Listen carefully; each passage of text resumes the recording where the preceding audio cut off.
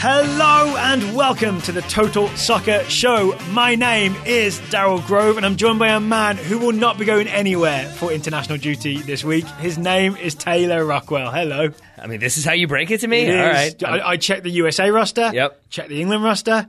You're not on either of them. I am not, unfortunately. But I'm happy to see that you've emerged from your cave. Oh, yeah, I'm back. Also, I'm Yes, back. yes, Hello. yes. Yeah, so my friend, very old friend Hugh, was visiting for the week. So I was on mini vacation, as we talked about. Actually saw a lot of you, right? I believe where you actually were, according to yesterday's show, was you had locked yourself into seclusion while you analyzed the England roster to determine your true feelings. Me and Hugh did talk about it. There you go. See, I guess you just invited Hugh into the cave. Yes. But I did enjoy seeing you on my vacation and been like, hey, how's the show going? Yeah. Keep up the good work. Yeah, I enjoyed Hugh asking me, so who have you been interviewing? And I said, nobody. So yesterday, though, you did interview the Shin Guardian himself, Matt Tomaszewicz. I thoroughly enjoyed that show when I listened this morning on my dog walk. You and Matt sort of breaking down the US roster. Of course, I want to chime in as well. Always good to chat with Matt. I want to get my 20 cents in there. That sounds likely. So yeah, I would encourage people to go back and listen to yesterday's show. You guys talked about the roster. We talked in studio how it's really, because you and Matt are kind of like me, soccer nerds. We were talking earlier about how if you're a very casual American soccer fan, you're going to look at this roster and be like, who are these dudes?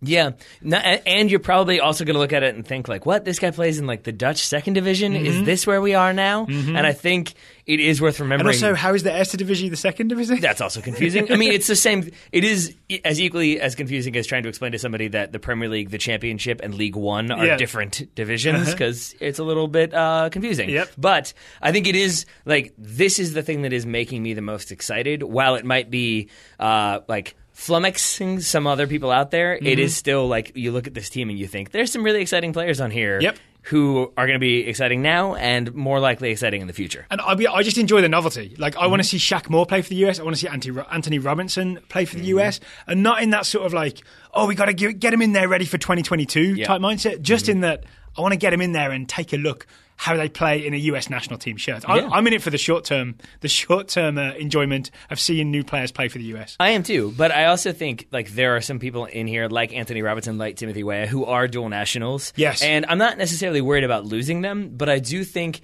that you hear a lot from both players and coaches about how much it means to be in the camp. Yes. And not just like, oh, I got called in, nice that's to be exciting. asked. But I think that's it, is like you see what it's like, you see the kind of camaraderie and how much fun it can be, you travel, you get to do different experiences than you've ever had for some of these guys, and I think it sort of cements it as like, okay, yeah, that's the team I want to stick with. It's nice. It's just like prom, right? It's nice to get an invite. Dave Sarachan, and we got a couple comments about not mentioning Christian Pulisic until the very end of yesterday's show. He's not on the roster. He is not in this roster, exactly. Not on the roster because Dortmund are in that kind of final stretch. They're trying to qualify for the Champions League. They play Bayern quite soon, I believe, is what Dave Sarachan said. I think at the end of this international break, they play Bayern. So, or I guess at the beginning of the non-international break. You see where I am. I think Sarachan said they spoke like 3 times, and you could tell that Pulisic was sad not to be involved, but also understood why he probably shouldn't be involved.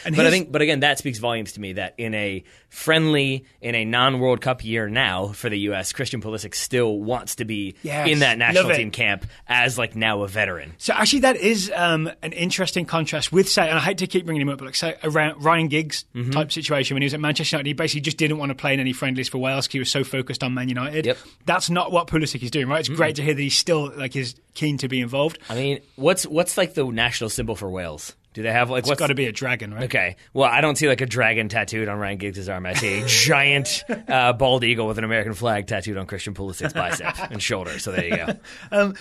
But the other thing is, there's only 23 spots, right? And there's only 11 starting spots. There's only 18 match day spots. So if you're, for example, excited about Timothy Weah being on this roster, you kind of have to accept that the trade-off is that you can't also really get Christian Pulisic as well necessarily, right? It's kind of if you're gonna make room for these sort of more, I'm not say unorthodox, but like just the fresher faces, you kind of have to lose some of the more familiar faces just in a one-in, one-out nightclub type way. Right? Yeah, and I do think that we're all very excited to see like the like final team eventually come together with like the full strength team. But I think, yeah, you're absolutely right, because you still may. I think we will see Timothy Weah, but there are other players in here who you're not going to see. They're in the camp and we're excited, but then maybe they don't make the matchday squad. Maybe they don't get subbed on or don't make the starting 11. I wouldn't be. So maybe later in the week, because we've got a whole week right before the game. It's next Tuesday in North Carolina.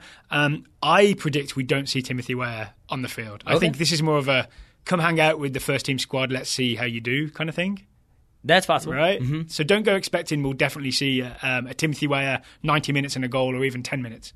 Yeah, I think it's probably better to have temper those expectations going into this one. More likely, I think, is Kenny Saif. Mm-hmm. So I saw the interview with Sarachan, and he was asked about Saif, plays in Belgium, and they asked him sort of about his inclusion, Kenny Saif's inclusion. And remember, he was in the Gold Cup squad. He was playing in the Gold Cup, and I think he was going to be involved going forward with the qualifiers under Bruce Arena. Then he got that injury. So this is almost sort of like he's ready to pick up where he left off. Wasn't he injured either right before the Gold Cup started or he played in the first game? I think he played in a friendly or in the first Gold Cup game and got injured. So he didn't get a very long run. But the footage I've seen of him playing for Anderlecht looks very promising in a sort of hard-working wide player kind of way that still has some technical skill. That if we do this Dave Sarachan 4-1-4-1/4-3-3, depending on how generous you are, Saif's going to be a good fit on one of the wings. And I think it will be interesting to see. My guess is that he starts on the left wing. For that's the where US. He's more comfortable. In a 4-2-3-1 or 4-1-4-1, he'll be out on the left.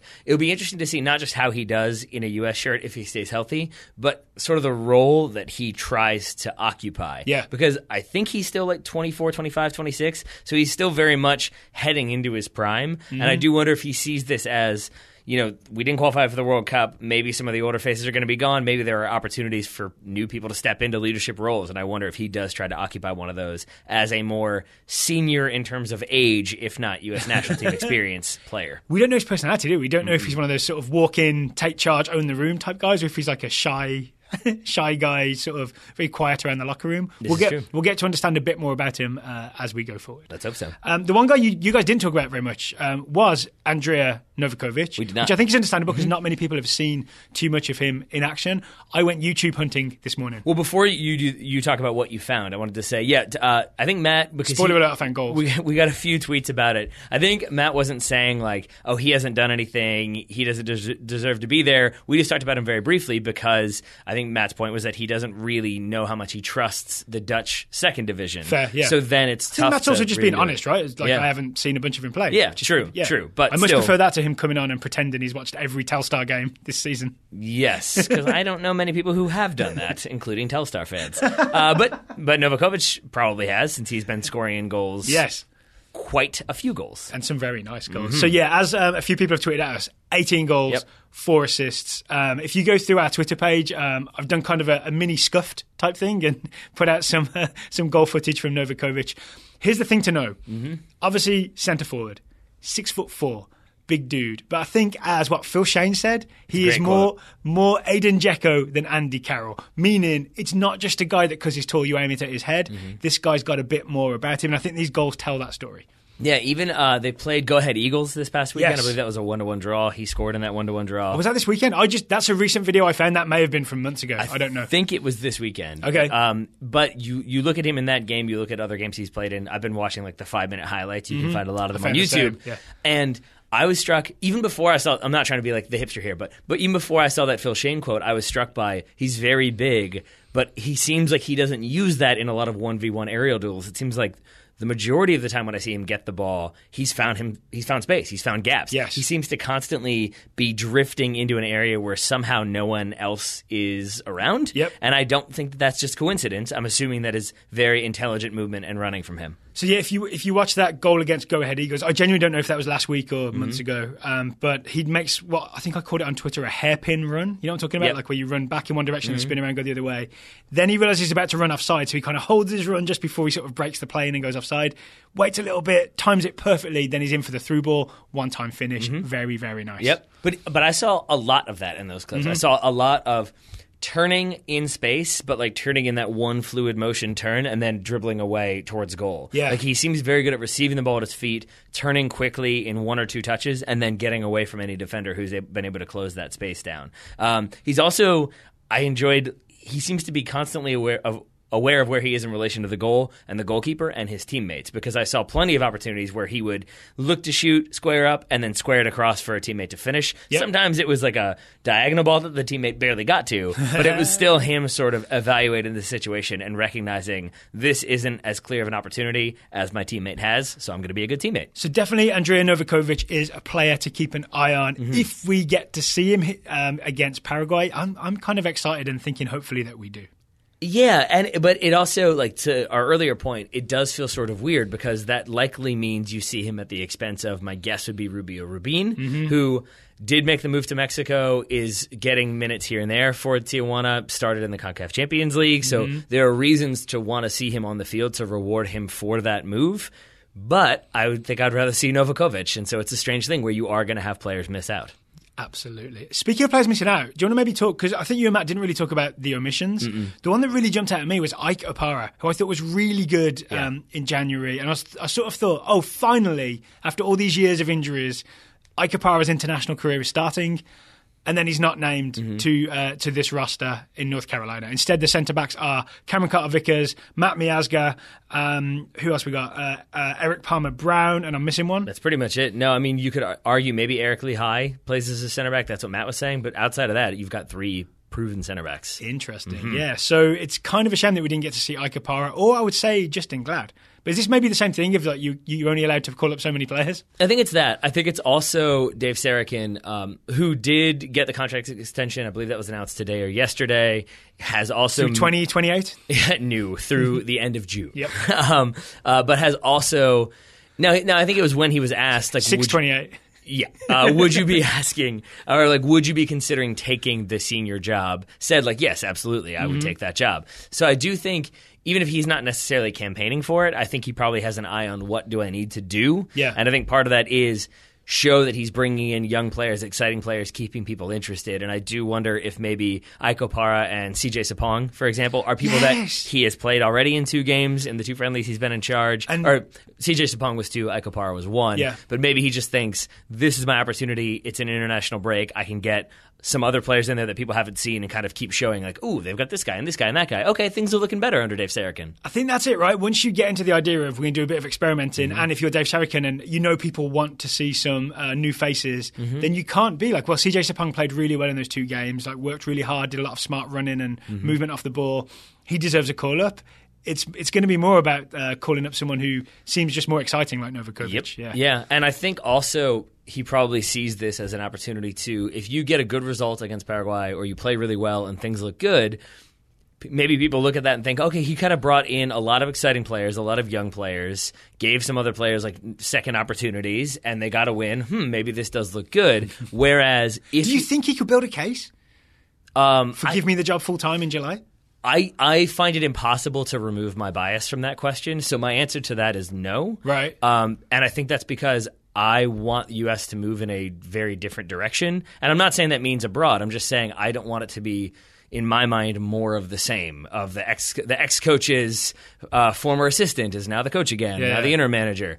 I would rather them look elsewhere. So I don't think so. But it doesn't seem like U.S. Soccer are really moving with a dramatic sense of urgency. They want to do the technical director GM position first, then look at who they're going to hire. Seems like they're trying to structure it so that after the World Cup they have an opportunity to look at head coaches. But I think you never know with U.S. Soccer. There's a chance that they think we don't want to spend, $8 million on Carlo Ancelotti or something like that. And so then they look domestic and they look at the person who's already there. And Dave Sarachan might do it for like federal minimum wage. See, yeah, I mean, I know you mean that as a joke, but like I genuinely think that like if they were going to turn domestic and looked at, say, Greg Vanney or Jesse Marsh, as we've been talking about, they probably still demand a higher salary than Dave Sarachan, which is odd given that he is currently the interim manager of the U.S. national team. Acting head coach. I think he is now confirmed as interim. Is that right? Oh, so he's got a mini promotion. He signed a new deal because his deal, I think, expired this month. So I think in order to keep him through the end of June, he had to get a new contract, which I think makes him the interim manager. Got it. That does make sense. And sorry, I cut you off when you were halfway through a point to ask you, could he really be the permanent coach? Yeah, and so I think my point was then going to be that if he brought in for this camp players like Graham Zusi, I think maybe people think like, oh, great, more of the same. I think that's why you also don't see Michael Bradley or Josie Altidore on this list. He did say in a U.S. Soccer interview that your Josies and your Michaels will be considered in those June friendlies, and I think he's still saying we wanted to give them some time and give them a rest. I'm not sure what they need a rest from, but sure, why not? So that makes me think that maybe Michael Parkhurst could get a call-up in June. Yeah, just want to rest everybody. Yeah, so the June call-ups will be everybody who was rested for the March no, call-ups? It's everybody who's called Josie or Michael. Oh, okay. I got you.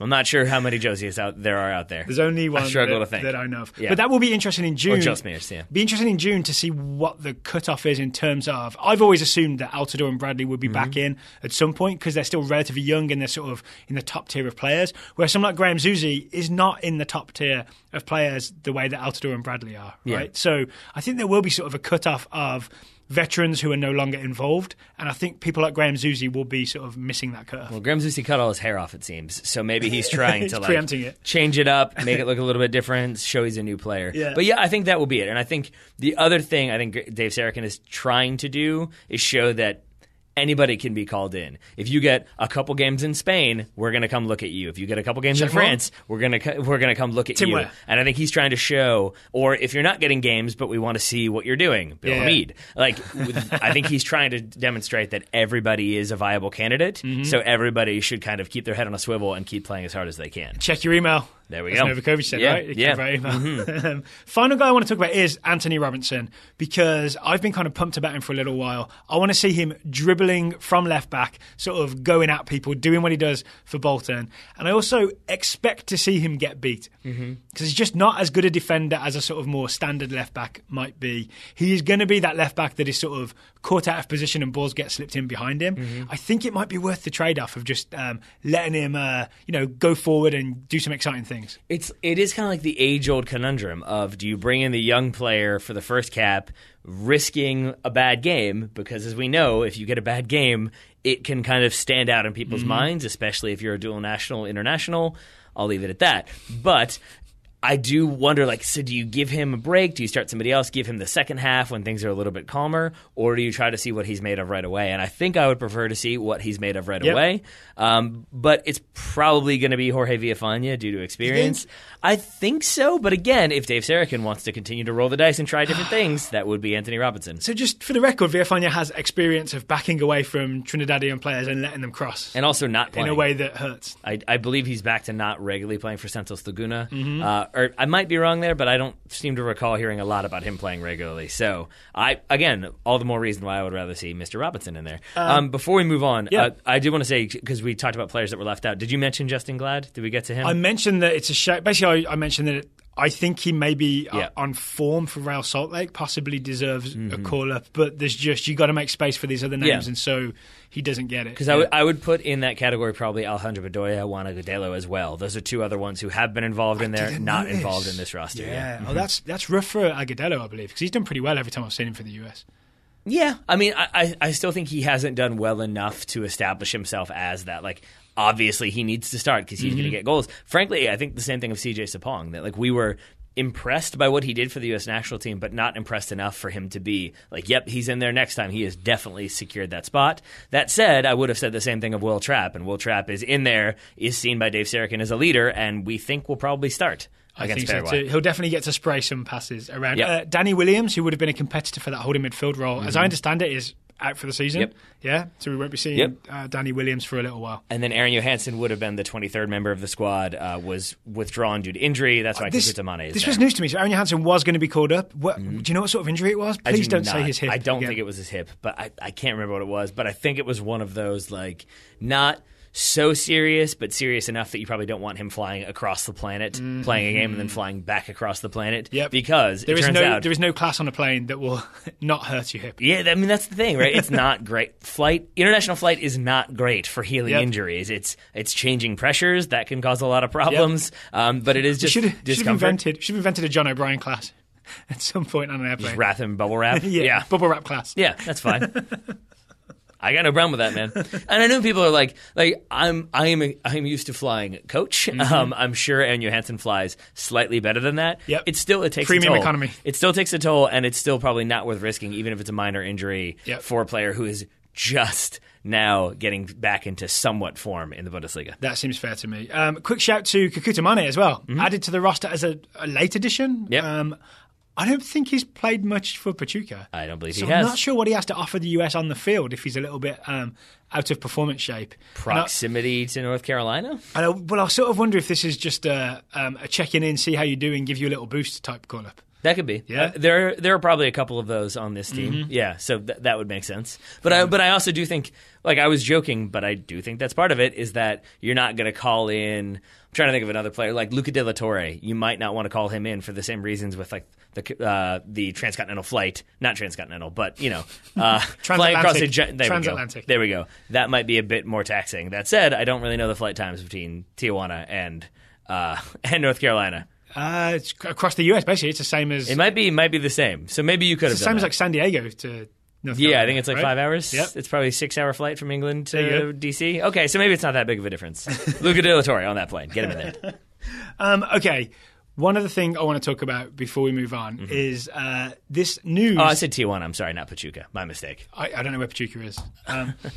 The news that we saw in Globo Esporte that essentially said the US is going to be invited to Copa America 2019 in Brazil. This has not been confirmed by US Soccer or CONCACAF or CONMEBOL or anywhere. But from what I've read, I asked on Twitter, like, how reliable is Globo Esporte? You know, it's a big Brazilian newspaper, big media.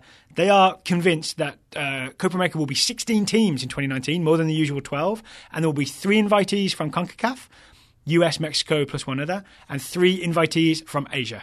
And that's what it's going to be. Yep. And were you there when, I think it was you, me, and Hugh were discussing this and which CONCACAF teams we thought it would be? Yeah. And we thought it would be USA, Mexico. And then the debate was like, which team could Copa America make the most money off of in terms of traveling fans? And we were like, I'd probably be Canada, right? I saw rumors yesterday that Canada are the 2019 team most likely to join that tournament. It's definitely based on sporting merit. Totally.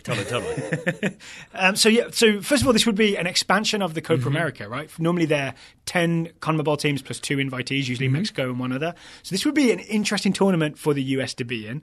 First thing to note is that there's supposed to be a Gold Cup that summer. And then we now have the information from Sunil Gulati that essentially one of the problems with the US going to the Copa America is that because they're playing out of confederation, teams are not obliged to release their players. Right. So that's why we have trouble when the US goes to Copa America. Right. At least that's what Sunil said. That's what Sunil said. Sunil has said a lot of things, including that he would continue to be in charge of the US bid committee. So who knows? I think he's probably technically accurate.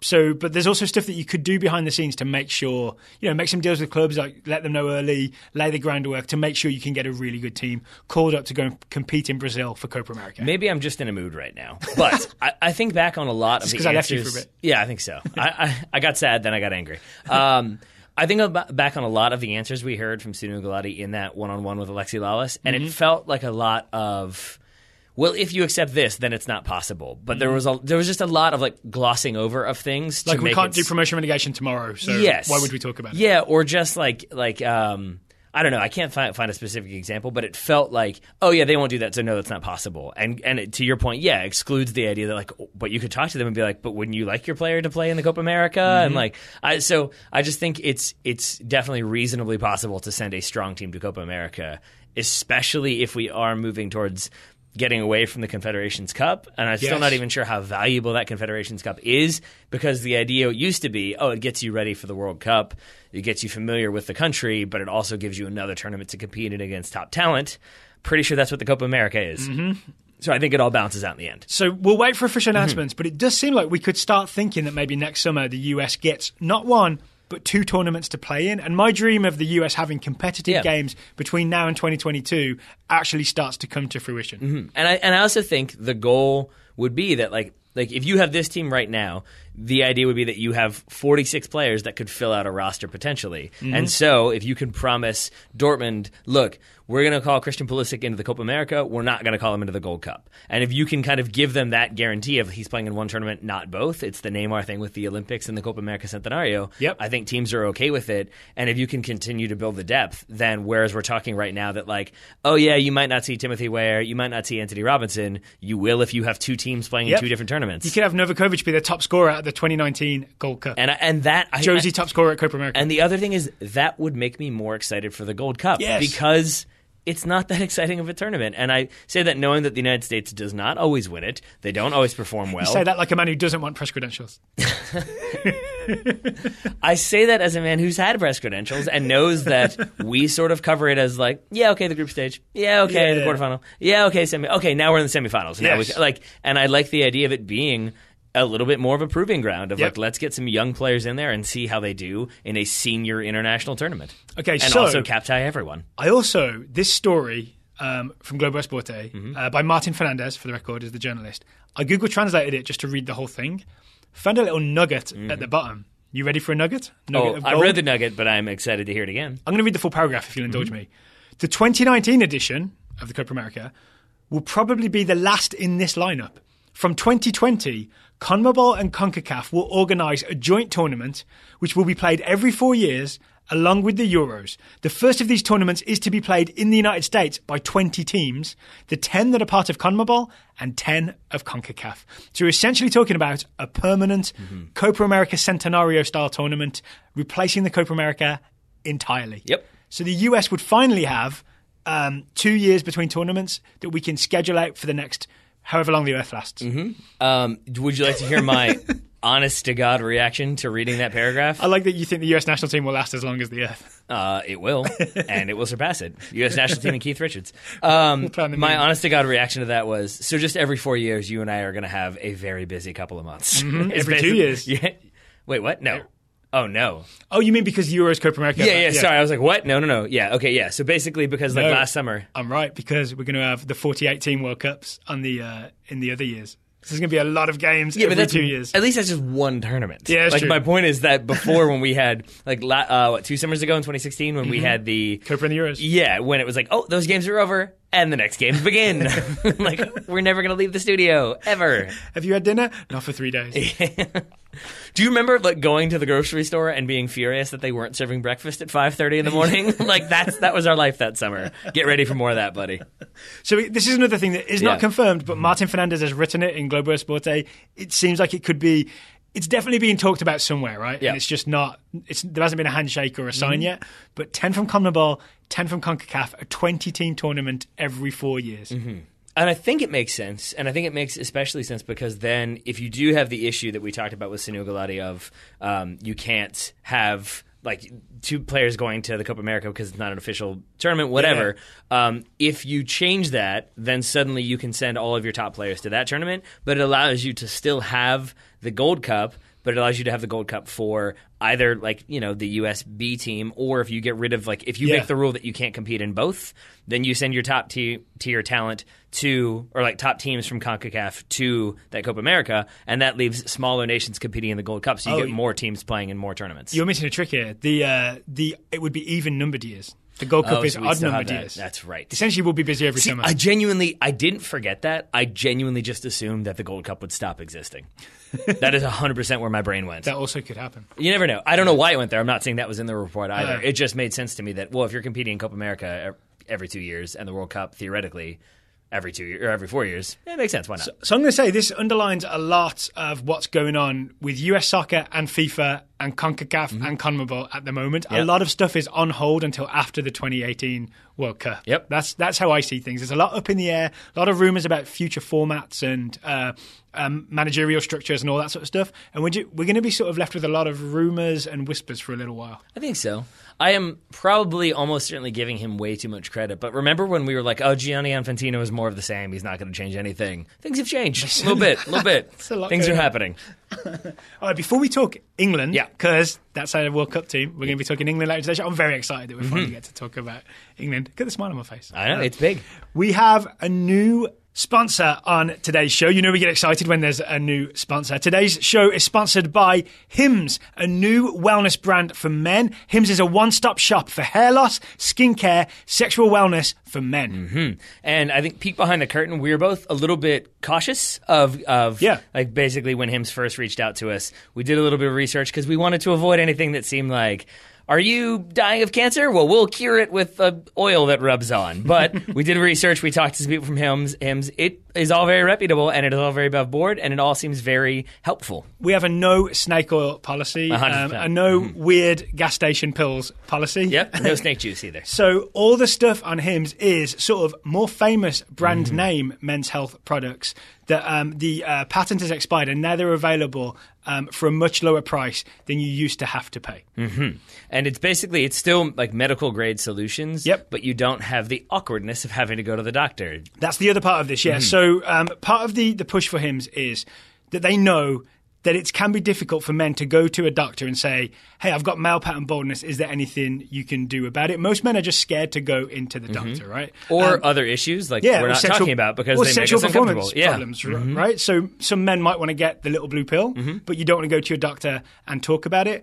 Hims is taking advantage of telemedicine, which is basically where you can, through the forhims.com website, you can sort of have a prescription filled by filling out a form, giving you information for a doctor to review. There's not a face-to-face conversation. So you basically get to go to the doctor without the embarrassing part of it, without sitting in the waiting room, all that bad stuff you avoid at forhims.com. Yeah, you do. And I especially appreciate it because they have the joke about like gas station counters and supermarkets. But like it really does matter because I feel like there could be this like new miracle drug that like cures bad vision or whatever, and I would still just be like, I don't know, it's being sold in a supermarket. So like to know that it is reputable, that's what the supermarket brands are doing, right? Is they know that you don't want to go to the doctor. They know that you don't want to go and get a prescription. So they seem to like offer this solution that you can just buy, not even over the counter. You just take it to the register. Yeah, exactly. And it's not. And then sheepishly turn the product side down so that just the barcode is sticking out. Yes,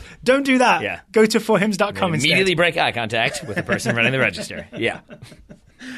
So if you go to forhims.com/total soccer, that's forhims.com/total soccer, you can get a trial month of Hims products for just $5. It's $5 today while supplies last. See the website for full details. It would cost you hundreds if you went to the doctor or pharmacy, but with Hims for the first month, just $5. Forhims.com/total soccer. The link will, of course, be in the show notes. As ever. Now, shall we talk about your national team? Yeah, we'll go over that ocean that you didn't know the name of. Yeah, it's the one with the blue and stuff. There are monsters in there, I think. There is, but you get to fly over them. Yeah, it's good. Let's go to England. So I kind of hinted at this because the US is not in the World Cup. And because England is my team, but they sort of they play second fiddle to the US in terms of our coverage, usually, because obviously we're in the US. Yep. We are sort of going to pay more attention to England in this World Cup year, right? I mean, they are my second team after the United States. Well, I guess probably not as much as the United States is yours because you live in the United States. Yeah. I'm doing like a co-equal first place. My name is Taylor Rockwell. I root for England. So our focus on England, I want to say, starts now with these March friendlies, because this is Gareth Southgate, the England manager, really getting ready for the World Cup. He's starting to make his final preparations to face the World Cup opponents. I have a different theory on this, by the way. Panama, Belgium, Tunisia. By the way. I have a different theory on this. Yeah. I just think he knows like the media and the public are going to be terrible in the lead up to the World Cup. So I better start preparing now. I'm going to call in some unpopular players. Everyone's going to lose their minds. And I'll just learn how to deal with that like wave of negativity. Well, before you get to the roster, I'm interested to know who you think the unpopular players are. It's worth pointing out that what England have done is they've scheduled friendlies in this international break against the Netherlands this Friday and then Italy next Tuesday. So all that talk about the US, Chile, Italy, Netherlands, like non-World Cup qualified tournament. England were on it fast and just said, we'll play those two in friendlies this March. Send them over here. Sure, that's what it was. So the roster is out. Who do you think is the unpopular choice? I mean, there are two very unpopular choices from the reaction I've seen. Joe Hart being included, and Jake Livermore being included. That is not a popular pick either. Oh, I have reasons for both of those. Let's start with Joe Hart. Sure. So the first thing I notice is, so obviously he's not doing well for West Ham. He's certainly not anywhere near getting a recall to Man City to replace Edison, right? There are 4 goalkeepers on this roster. Yep. Mm-hmm. That's the key thing, isn't it? Yep. Yeah. That I'm not sure Joe Hart is going to start. I'm not even sure he's going to play. I do think he's sort of there. It's kind of that support call-up, right? Like, we've still got you, Joe. Yeah, I think that's a big part of it. I still think there's a chance he does start at really? least one of these games, because you do still have, with Jordan Pickford, Nick Pope, and Jack Butland as your other goalkeepers, it is not as though one of those goalkeepers is starting for a top 4 club in England. Nick Pope's top 7. That's true. And I don't mean that as you have to be with a big club. I mean that he might be trying to prepare for different scenarios. Yes. And if you're a goalkeeper with Southampton, in the case of Fraser Foster, who's not here, but if you're like Jordan Pickford, who even with Everton, they did struggle at times. They were in the relegation zone or near the relegation zone briefly. You're facing a lot of shots. It's a different vibe than it might be with a resolute England defense in front of you. Yeah. I guess what I mean to say is just that those guys aren't so established that you bring in Joe Hart and maybe you think we'll knock the rust off of him a little bit and we'll see just how good he is when wearing that England shirt. Maybe he does get that start. So what I think the thinking here is it could be that the less experienced players, Butland, Pickford, Pope, don't work out. You just think, we can't use any of these guys for the World Cup. You at least have the experience of Joe Hart to fall back on as a man who's been there, done that. Yeah. You know what I'm saying? So I think they don't want to cast him aside and then sort of come back to him in June and be like, actually, we still need you. Yeah. Right? Because it always goes back to what does the coach need? And there's the idea of, Ben Foster, a while ago, the argument was that he was a really good shot stopper, but not a very good, positional goalkeeper when it comes to making sure that everybody's staying in their exact shape. If you're Southgate, you might be looking at a specific type of goalkeeper or a specific role that you want your goalkeeper to do, aside from not letting goals go into the net. And so he might be evaluating these guys and see which one, checks off the 3 categories he values most. Yep. Joe Hart might be that goalkeeper. I would be surprised if that were the case, but I think that's probably why he's there. Here's what I do know. In the previous friendlies in November, England played Germany and Brazil. Pickford started one, did fine, but actually didn't have that much to do, finished 0-0. Hart started the other, also 0-0. Yep. Right? So Pickford, it seems to me, is possibly in the running to replace Joe Hart, but I don't think Southgate's ready to go all in on that just yet. Fair? Yeah, I think so. Okay. The other unpopular call-up was Jake Livermore. Okay, did you see the story behind this? Which story? So Southgate was asked about Livermore. Yeah. Who is not in great form. And he essentially said, here's why I called him up. Yeah, okay, then yes. You know this story? Okay, so he was on standby for those Germany and Brazil games in November, as in not on the squad, but he was on the standby list. Someone dropped out, I can't remember who, and Livermore was apparently at the airport about to go on a quick vacation with his family.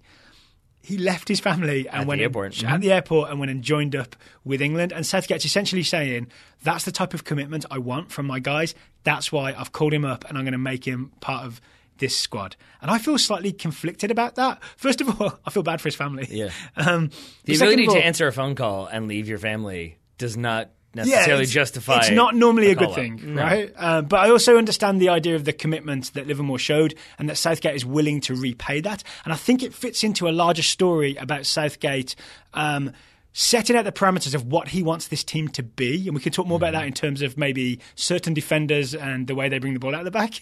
Setting the parameters of what he wants his team to be and picking his squad accordingly. Yeah?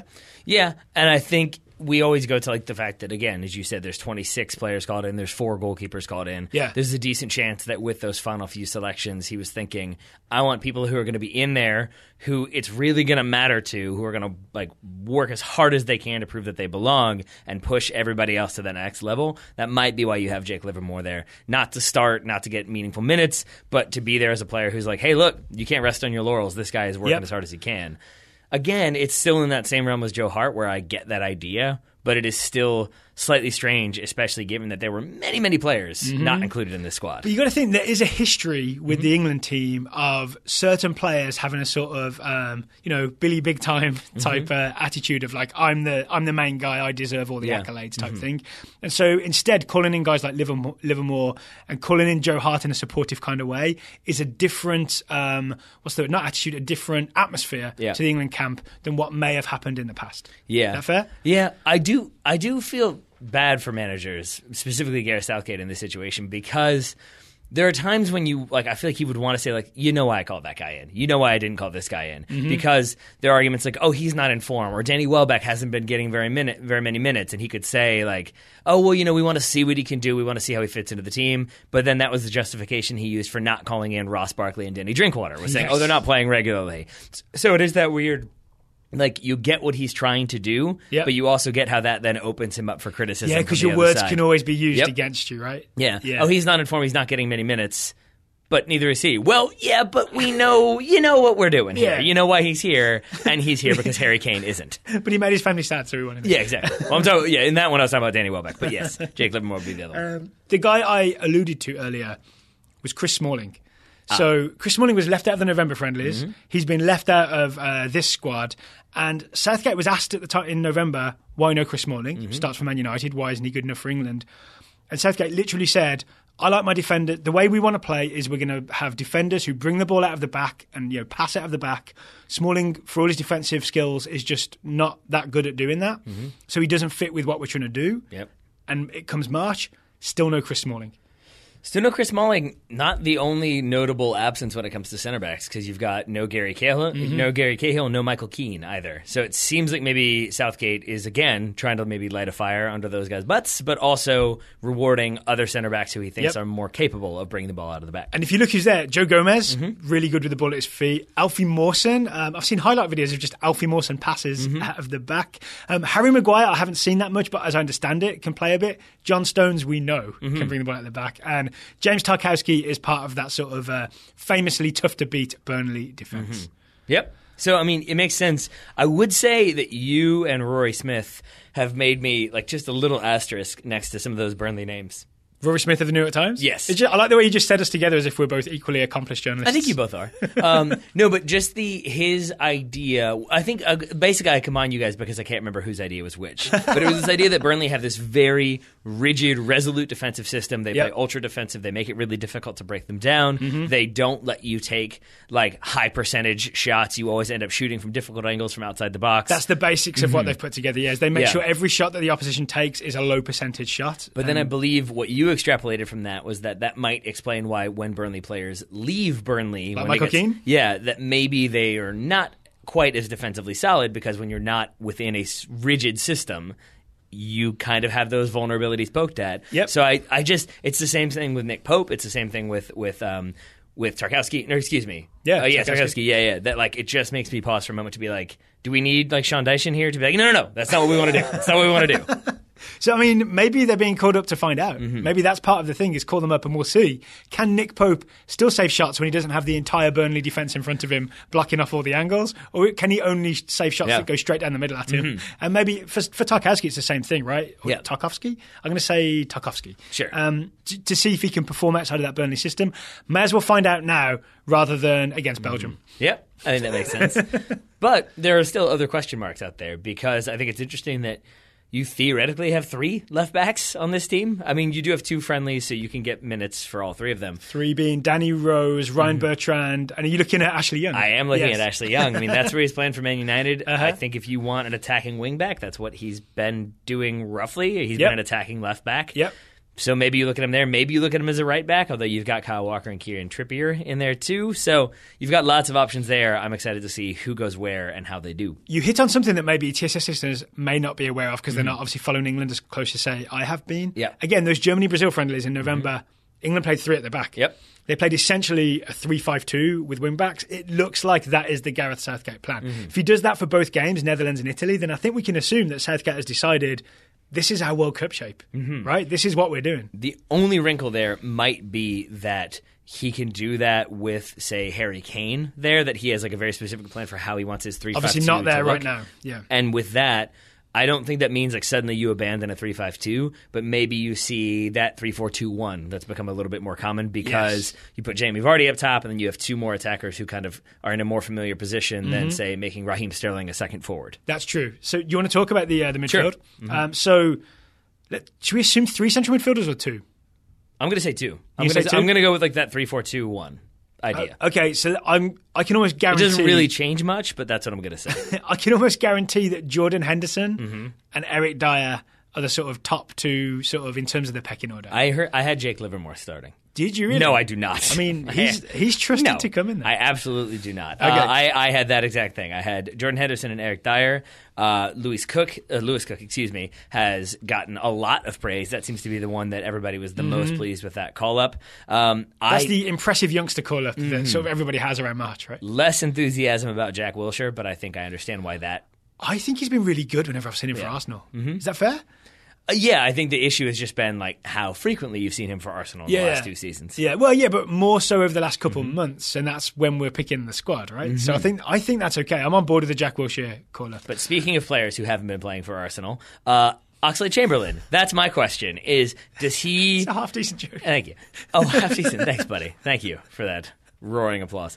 But do you think Southgate sees him as a central midfielder now? I mean, if he's watching Liverpool, then yes, because he's been really, really good there. Yeah. I absolutely can see Alex Oxlade-Chamberlain in the middle of a 3-4-3 or a 3-5-2 or a 3-4-2-1. Yep. Any formation with a 3 at the start. That works. That works. But yeah, even with all that said, I think it's probably Henderson and Dyer, at least for the first game. Yeah, that makes sense to me. And then, so if we do the sort of 3-4-2-1 you were talking about, that means 2 attacking midfielders. Yep.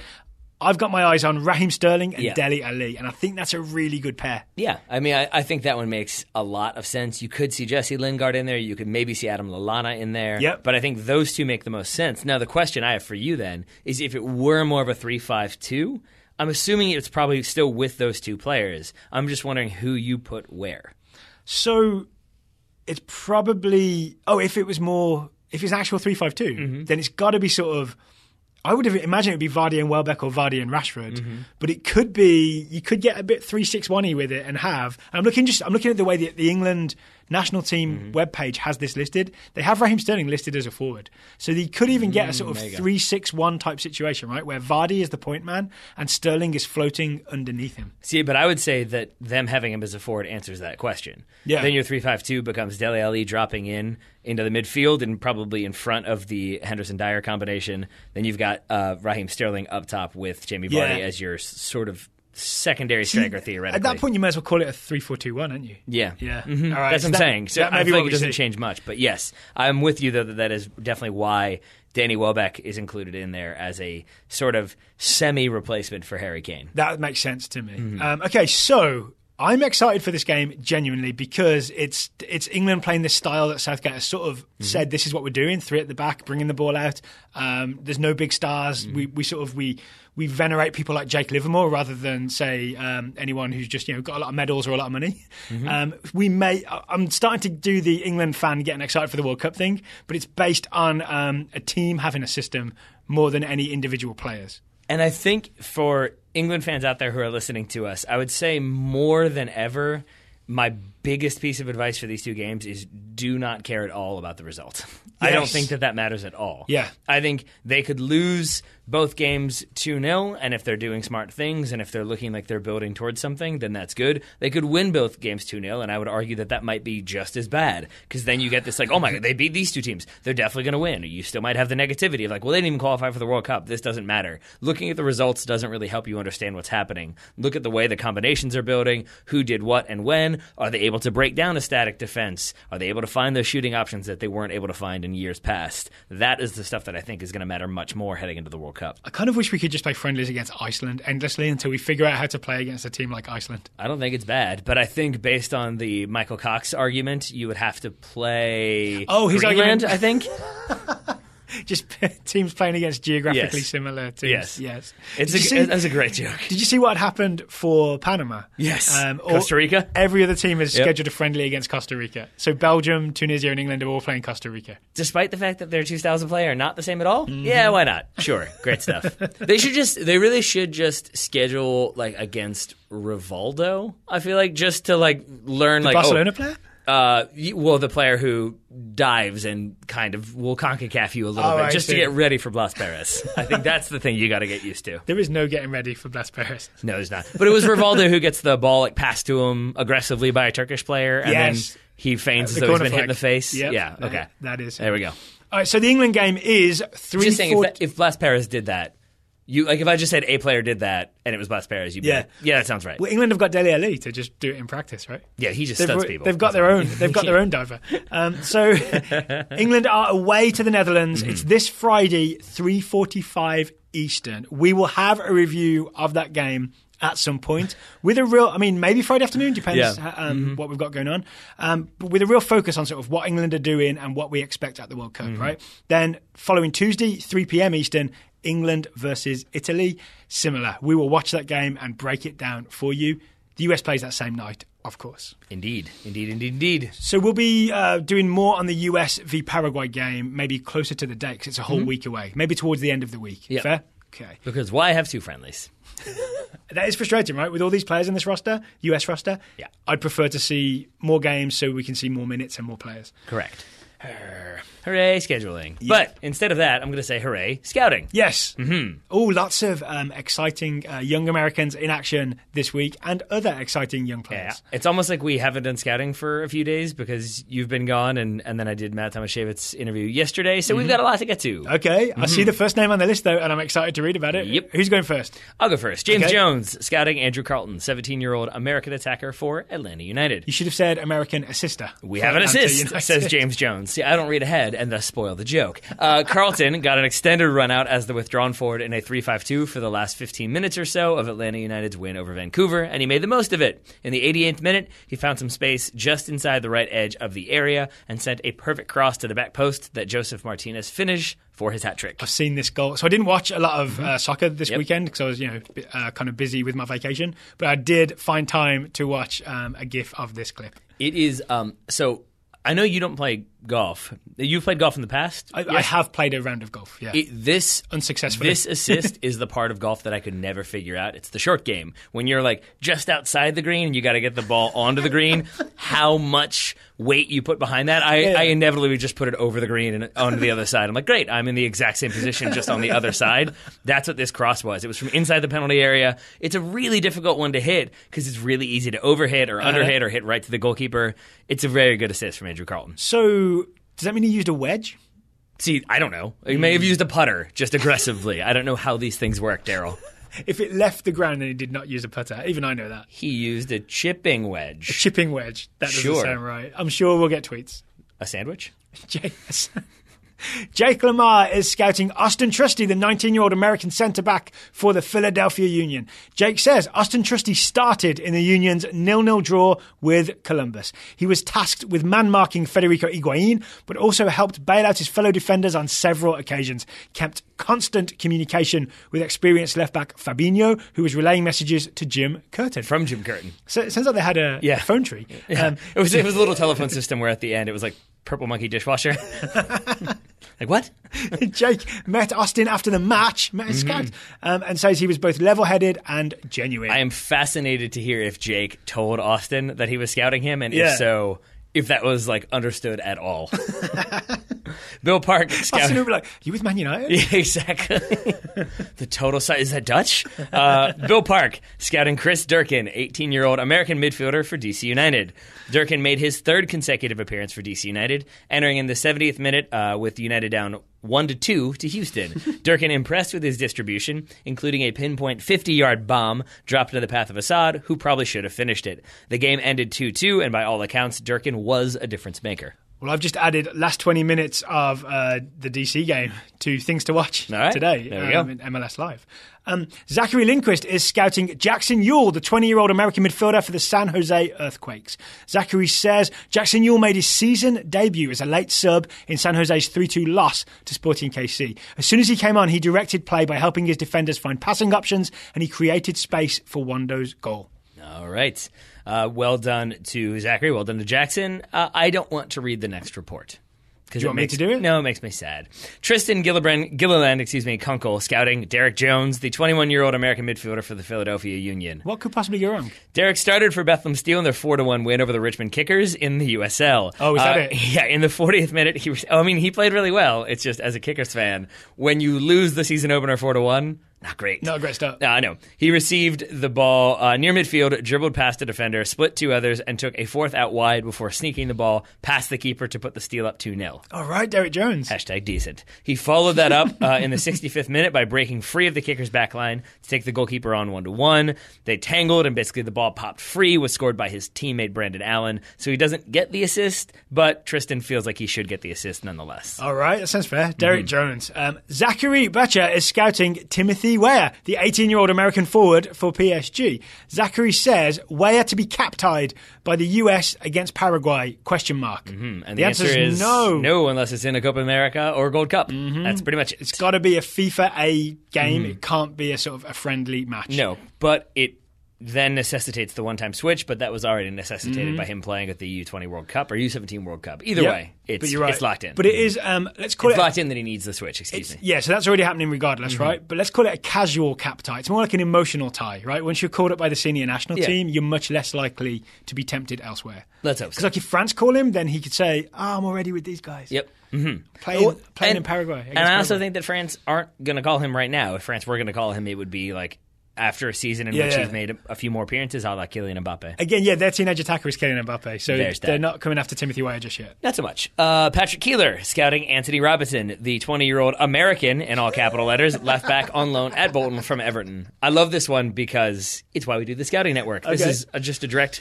pull from Patrick's report. Quote, when I was one of 8 followers on Anthony's Twitter account and he was tweeting every few months about Xbox games while dealing with his second major injury, I never thought this day would come. Like a proud parent when their kid goes to college, I can report that Anthony has received his first call-up to the USMNT.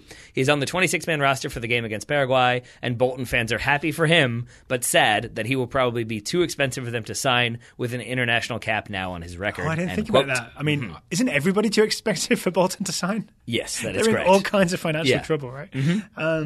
Worth noting. I think Bolton would sign him with an option to, or like loan him with an option to buy 10 years from now. If they can get away with that, they'll do that. Get him on layaway. Yeah. So worth noting what Patrick said about sort of following Anthony for a while when he was sort of not, didn't have a big profile and now he's a US national team call-up. We do have someone scouting Andrea Novakovic. Yep. We just haven't been getting reports. So we've been aware of these 18 goals. I would have loved to get reports sort of describing all 18 goals as they went in the Dutch Eerste Divisie. If you are the Novakovic scout and you're listening right now, please get on it, email us. Tell us you're going to recommit to scouting and reporting on Novakovic. Otherwise, we're going to reassign Andrea Novakovic because now he's on the radar and people want to know about him. That works. I think that's fair. Up next, Kevin Morris scouting Shaq Moore. Thank you for not pounding onto the table. Shaq Moore, the 21-year-old American right back for Levante. We're going to have a similar theme here. Yep. Shaq has been called into the U.S. camp, which is a little surprising since he hasn't seen any first-team play since a Copa del Rey match against Espanyol on January 11th. I was surprised by that. I checked it. It's true. Sarachan seems focused on giving several up-and-comers their first taste of national team action, so Kevin thinks we can expect to see Shaq as a second-half sub for Yedlin. I agree with Kevin Morris. I think that's exactly what will happen, and I'll be very happy to see Shaq Moore in his low defensive crouch playing for the US national team in the second half. I like this plan. You like that plan? I like that plan. Ed Ritter is scouting Ben Mines, the 17-year-old American attacker for the New York Red Bulls. Ben started on the left wing in New York Red Bull 2's season-opening 2-1 victory over TFC 2. One of Ben's second-half shots hit one of his teammates and deflected into the net, so Ben was credited with the assist. As you do. However, he also had trouble impacting the game, was dispossessed several times when dribbling at defenders, and failed to get a shot off in a 1v1 with the keeper. Yeah. Not so ideal. No, not as good as scoring on your debut in Major League Soccer, right? Not quite. They can't all be victories, though. They cannot. Also not necessarily ideal is the report from Trent Bruckle scouting Timothy Tillman. What's up? Trent Bruckle? We'll have to ask. Timothy Tillman, 19-year-old German-American defender for Bayern Munich. Timothy has been called into the U19 German national team, meaning that the reports from a few weeks ago in which Tab Ramos stated Tillman was expected to join the US U20 national team have not come good. It seems for now that Timmy will stick with Germany, though his international future is still fairly unclear. Hasn't he been playing like attacking midfielder as well for Bayern Munich too? So and that was included. So he's been called up as a defender to that German team. Well, he's basically listed as a left back / central midfielder. midfielder, and that was already a long title, so I just listed him as a defender. I got you. Yes, and he's played, I think, their 2 most recent games. He's gotten minutes in both, for Bayern Munich too. So we've lost him, basically. But also, I kind of agree with US Soccer on some of this stuff, that if he's not fully committed and he actually wants to go and play for Germany, there's no point putting up a fight. You may as well just let him figure it out himself. And even, like, I know this is, like, semantics, but even saying, like, lost him, it's just more so, like, yeah, he's made a choice. Like, it's not the Jonathan Gonzalez thing. It is not one of those, like, had him, didn't do enough, lost him to somebody else. It is more so, like, when he's a teenager playing in Germany for Bayern Munich's academy, always going to be difficult to then get him to be like, you know what, USA, why not? So he came to that youth national team summit basically for a look around. Right? But he does still have a brother, right? Yes. So maybe we have like a Boateng brothers situation here. That's what we can go for. As long as neither of them go and play for Ghana, we're good. Hey, you never know. Right? Maybe they play for Ghana once they come to the USA. Who knows? Bjorn Bellenbaum is scouting Jeff Caldwell, the 22-year-old American goalkeeper for NYCFC. Jeff Caldwell was the only draft pick to survive NYCFC's preseason. He's now the club's number 3 goalkeeper, behind veterans Sean Johnson and Brad Stuver. I'm not sure Sean Johnson would take kindly to being called a veteran. And he's therefore unlikely to see any playing time this season. Wait, why wouldn't Sean Johnson want to be a veteran? I don't know, because it just... Hasn't he been in Major League Soccer for like 10 years? Yeah, I guess I just still think of him as a young goalkeeper, but he's probably not, is he? I mean, young by goalkeeper standards. True. He's therefore unlikely to see any playing time this season, is Jeff Caldwell. However, Bjorn's 9-year-old daughter has declared him, quote, cute, unquote, and he's now her favourite player on the team. These things matter. So there's that. They do. Hey, you never know. He might find that out. Get a little confidence boost. Suddenly he's number 2. Elijah Bates scouting Zian Jones, the 17-year-old American forward for Schalke. That's Zian Jones. He will get his first taste of action since joining Schalke when he travels with the USMNT U20 team to Spain for their upcoming friendlies. All right, that's it. An exciting-looking U20 team, by the way. I think it's got like Carlton and Durkin and now Zian Jones. That's a pretty good team. I was hoping you'd keep listing. Phil Grooms is scouting Aidan Stanley. We're so close. The 18-year-old American wingback for St. Louis FC. Phil says Aidan Stanley also received a call-up to the U20s for those friendlies in Spain. He featured at left wingback for St. Louis against Rio Grande Valley in the USL season opener and was the youngest player on the pitch. Interestingly, Stanley plays as an aggressive overlapping wingback for St. Louis, but as a centre-back for the national team. Adaptability. He can do it all. Exactly. Swiss Army knife. Or St. Louis Army knife. Matt Goss scouting Lucas Toussaint, the 20-year-old French attacking midfielder for Olympique Lyon. Olympique Lyon? Lyonnais? Lyon. We're just going to go Lyon. I'm not helping you out. That's fine. Lucas Toussaint, his coach recently said he's the smartest player on the field, like Hermione. That's accurate. And could soon be team captain if he gets more aggressive, like Hulk. Not Hulk, but Hulk. Lyon is 4th in Ligue 1, lurking just behind Marseille for the final Champions League spot. Lucas said in an interview they can make it, and since he's the smartest player on the field, that's got to mean they'll make it, says Matt. Or maybe he can do a little bit of magic. I apologize, Matt. I stepped on your joke. Todd Ito is scouting Takafusa Kubo, the 16-year-old Japanese attacker for FC Tokyo. Todd says, on March 15th, Kubo scored FC Tokyo's only goal in their 1-0 win over Albirex Niigata in the Lavane Cup, thereby making him the youngest goalscorer in the history of Japan's League Cup. He scored 6 minutes after subbing on with a low left-footed strike. That'll work. Kubo's going to be a big star. And you've heard of him here first on the Total Soccer Show. And I think that's worth noting because he is going to be one when like, Dortmund sign him in a year and everyone's like, who's this guy? I bet you've never heard of him. We'll say, we have heard of him, thanks to Todd Ito. Phil Andriani scouting Andre Green, 19-year-old English winger for Aston Villa. Phil says Green returned to training this week following his second hamstring injury this season and is expected to make his return to the first team after the upcoming international break. During his time off, he signed a contract extension through 2020. Logan Jurgens is scouting Ismaila Sarr, the 19-year-old Senegalese left winger for Rennes. Logan says that Ismaila Sarr scored a poacher's goal in the 49th minute to help Rennes beat Bordeaux 2-0. He now has 4 goals and 3 assists this season, but 3 of those goals and 1 of those assists have come in the last 7 matches. Hashtag form. Hot streak. Hashtag form. Hashtag, I'm not going to do any more hashtags. Manny Alcantara scouting Junior Firpo, the 21-year-old Dominican left back for Real Betis. Junior played as a left midfielder and scored his first La Liga goal with a magnificent header in the 34th minute of Real Betis' 3-0 win over Espanyol. Junior Firpo seems to have gained the full trust of his manager and has now started and played 90 minutes in all 7 games since being called up to the senior squad. Junior Football is an up-and-comer as well. He is. Sounds like. Thank you to everybody who sent these scouting reports. I very much enjoyed these because there's a lot of good news in there for the most part, unless you're a Richmond Kickers fan, I guess. Unless that. Yeah. If you'd like to join the Total Soccer Show Scouting Network, you will be supporting the show when you do. We'll give you a young player to scout. It's totalsoccershow.com/join. If you've already joined and you'd like to know your player, email me, Daryl at totalsoccershow.com. I'm back from vacation. Let me know that you want your player. I will get your player to you. Not physically, digitally. Put him in the mail? No, I will not do that. I will not do that. Digitally. All right. So, Taylor Rockwell. Yes, sir. Thank you for taking the time to talk to me today. Yeah, right back at you, buddy. I had to decide. Listeners, thank you for listening. We'll be back on Wednesday with a listener questions special.